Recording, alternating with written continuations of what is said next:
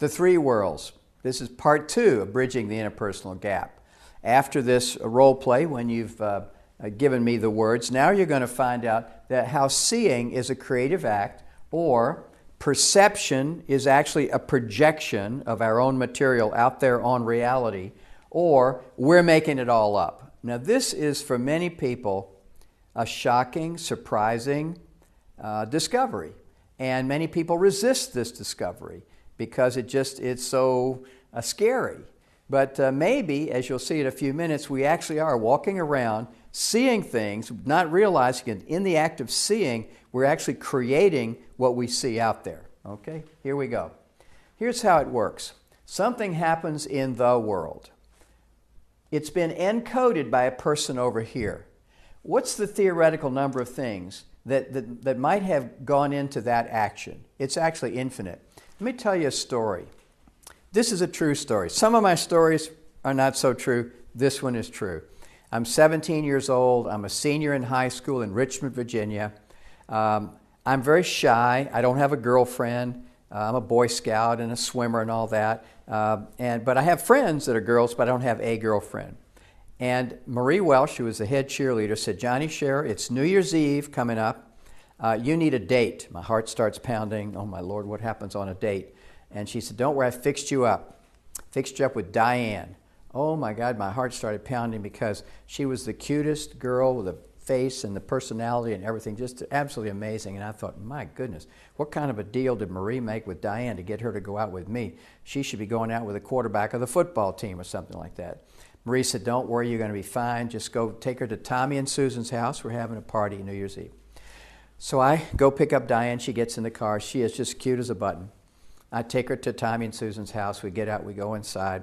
And there's a recreation room with a TV up in the corner. Johnny Mathis playing on the record player. Hey, this is a long time ago. And everybody's dancing. And so I'm I'm on a learning curve like vertical, man. My learning curve is vertical because I'm trying to figure out what do you do at a date. I'm just terrified. So I'm passing as a normal teenager, and I'm doing okay. And then at one point, everybody stops dancing and looks up at the TV screen. I'm sitting on this little bench there with Diane, and people start counting 10, 9, 8, 7, 6, 5, 4, 3, 2, 1. You know, the ball coming down in Times Square. And then everybody starts kissing. Now, I had never seen kissing like this in 17 years. I never saw my mother and father hug or kiss. Now, I had been kissed like by my Aunt May, who would say, "Come here, Johnny, let me give you some sugar."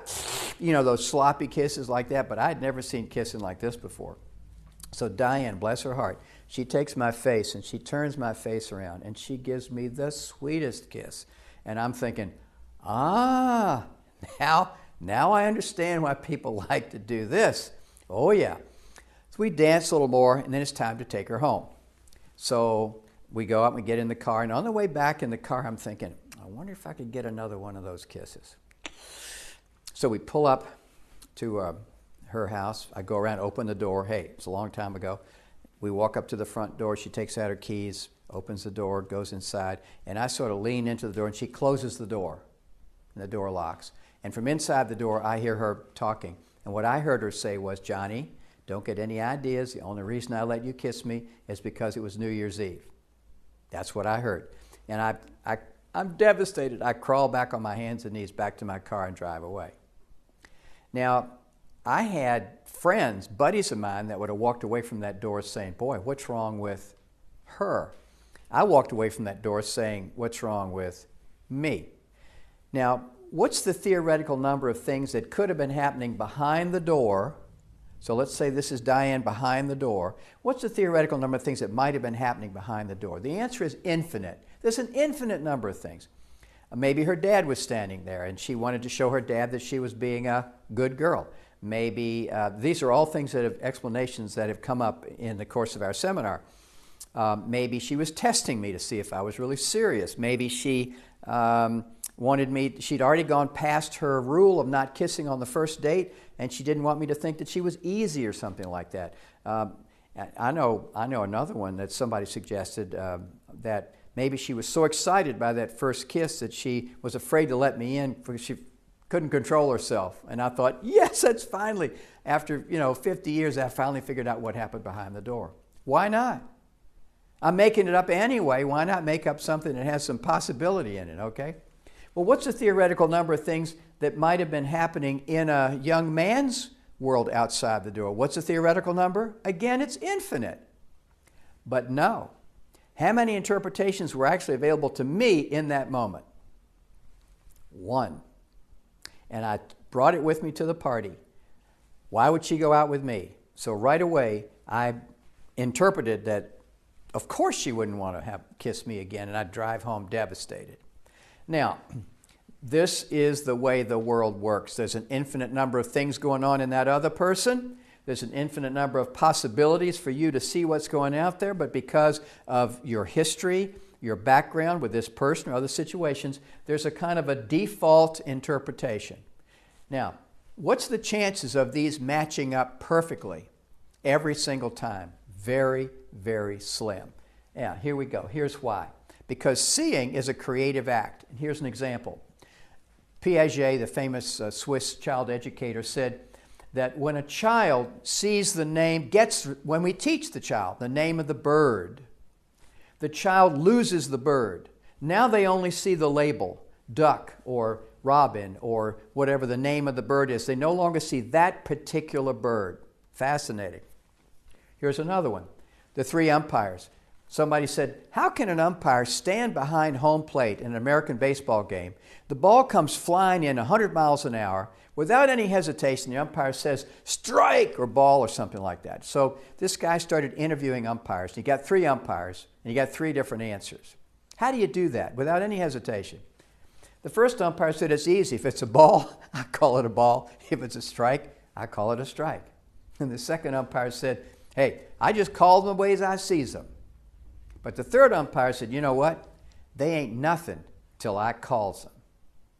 Until I call it a ball or a strike, it's just somebody throwing a ball and another person catching it. When I name it, when I call it a ball or call it a strike, that's what it becomes. And that leads me to the third example, which is Adam in the garden in the Bible, in the Genesis story of creation. There's this really interesting passage that says, the Creator formed all the wild animals and all the birds in the sky. He brought them to Adam to see what he would name them. And here's a key point.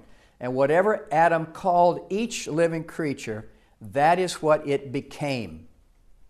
When Adam called it, that's what it became. Now, if you think about this experience you had with me earlier, where I was being the boss and I was portraying myself in a certain way, I was actually scared. But maybe you saw me as aggressive or angry or punitive or some a word like that. The instant that you named me that way, that's what I became, at least in your world. This is what happens, and this is why we have the three worlds that have to be bridged. There's the other person, there's what they say or do, and then there's what we interpret.